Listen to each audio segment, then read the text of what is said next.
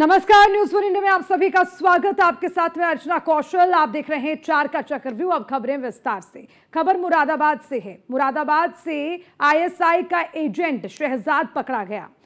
Agent को पकड़ा गया और उसी के साथ बड़ा खुलासा हुआ है। पाकिस्तानी दूतावास सहसान उर रहमान उर्फ दानिश के नेटवर्क का यह हिस्सा था एजेंट। शहजाद को पाकिस्तानी अफसर दानिश ने वीजा दिलाया था। पाकिस्तान जाने के लिए वीजा दानिश ने ही दिया। रिश्तेदार से मिलने के बहाने शहजाद 2 बार पाकिस्तान गया था। पाकिस्तान जाने के बाद आईएसआई हैंडलर के संपर्क में ये शहजाद आया था। शहजाद से इंडियन सिम देने के लिए पाकिस्तानी हैंडलर ने कहा था। शहजाद को जल्द पीसीआर पर लेकर पूछताछ की जाएगी। यूपी एटीएस सब शहजाद के बैंक खातों की भी जांच करेगी।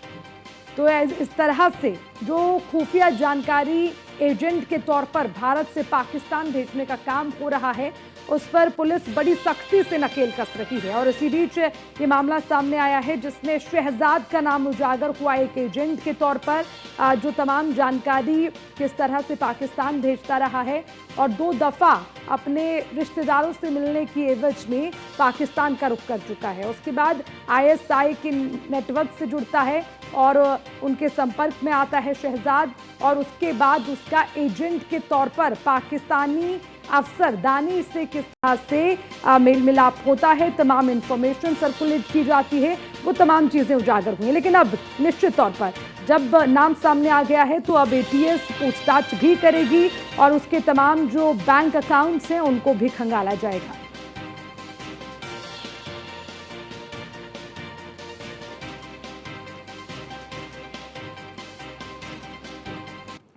और इसी खबर पर ज्यादा जानकारी के साथ लखनऊ से हमारे संवाददाता एसके वाजपेयी हमारे साथ हैं और न्यूज रूम से हमारे साथ जुड़े हैं कंसल्टिंग एडिटर आशुतोष अग्निहोत्री।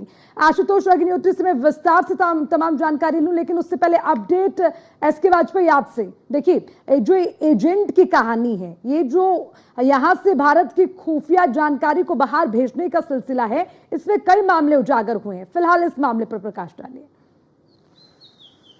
जो शहजाद गिरफ्तार हुआ है अभी, बिल्कुल, ये जो शहजाद गिरफ्तार हुआ है अभी, जिसको 2 दिन पहले ही मुरादाबाद से यूपी एटीएस ने गिरफ्तार किया है, निश्चित तौर पर ये दानिश जो कि पाकिस्तानी दूतावास में अधिकारी था और उस दानिश के ये संपर्क में आया था, जिसके संपर्क में आने के बाद ये 2 बार पाकिस्तान गया।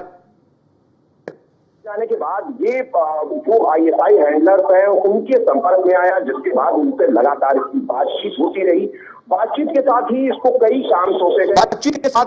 कई काम सौंपे गए। एक तो प्रदेश और देश के बारे में कुछ जानकारी देना, दूसरा भारतीय सिम उनको उपलब्ध कराना, तीसरा जो स्लीपर सेल्स देश के अलग अलग हिस्सों में हैं उन तक पैसे पहुंचाना।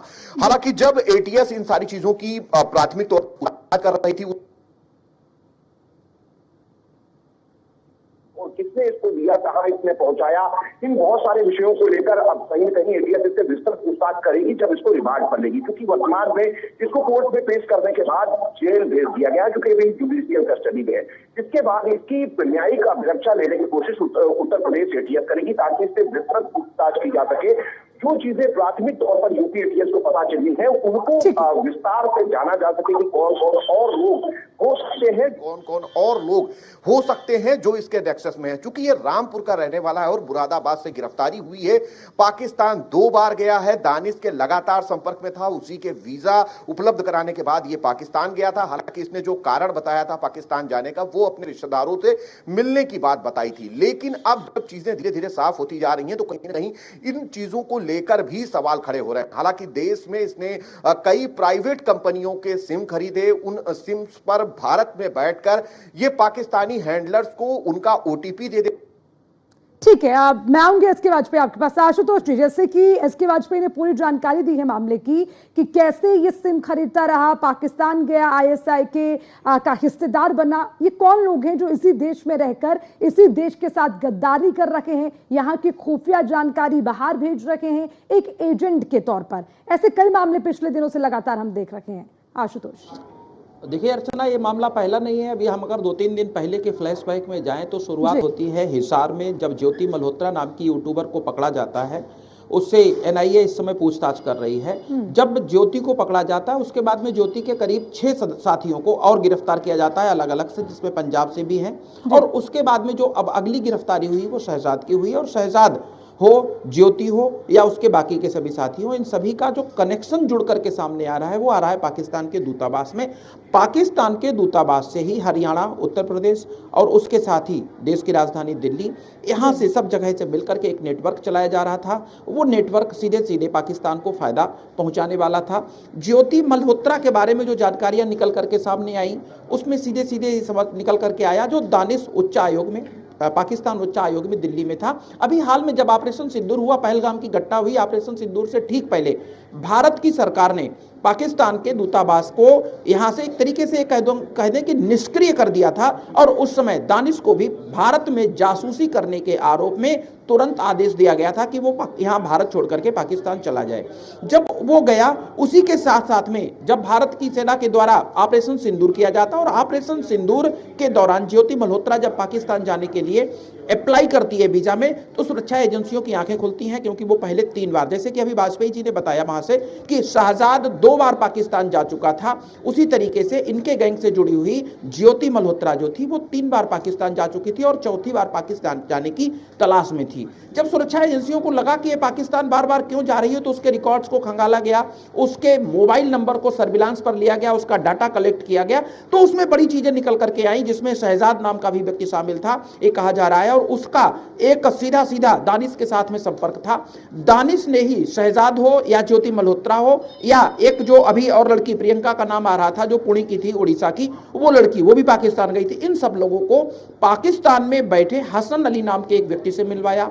हसन अली ही इनके लिए वहां पाकिस्तान में होटल का प्रबंध करता था, हसन अली इनको वहां सुरक्षा दिलाता था, हसन अली ही इनको वहां आईएसआई के अधिकारियों को मिलवाता था। और सबसे बड़ी बात चीज ये है, महत्वपूर्ण इसमें अर्चना, कि ये सभी जाते थे, अपने आप में तो ये दिखा रहा है कि हम ब्लॉगर हैं या कोई परचून का काम कर रहा है या कोई मसाले बेचने का काम कर रहा है, लेकिन ये सभी लोग निश्चित रूप से जाते थे और जाने के साथ साथ ही पाकिस्तान में आईएसआई से ट्रेनिंग और लिया करते थे कि किस तरीके से सुरक्षा एजेंसियों को धता बता करके यही वो सवाल पाकिस्तान सबसे से खास यही सवाल यहाँ सबसे महत्वपूर्ण हो जाता है कि क्या इसी देश में रहकर इसी देश की जासूसी करके खुफिया चीजों को बाहर भेजना इतना आसान हो गया है क्या? पहले हमने ज्योति का जिक्र किया, अब हम शहजाद का जिक्र कर रहे हैं, और ना जाने इतने और कितनी ज्योति और कितने शहजाद।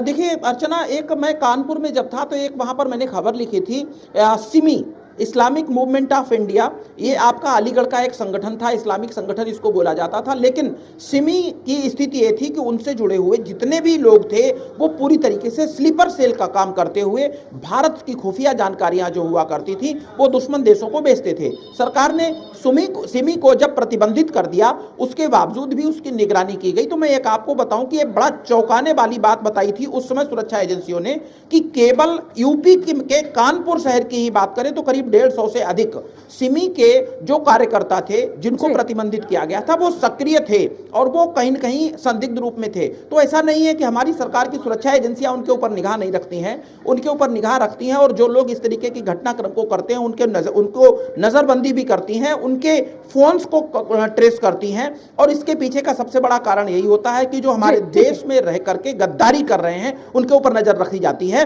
हालांकि जब भंडाफोड़ होता है तो एक एक करके इन सब लोगों के नाम सामने आते हैं और फिर कार्रवाई होती है। एसके वाजपेयी, ये जो देश के साथ गद्दारी करने वाले हैं जिनके भी नाम उजागर हो रखे हैं, अब आगे अगला एक्शन क्या होगा?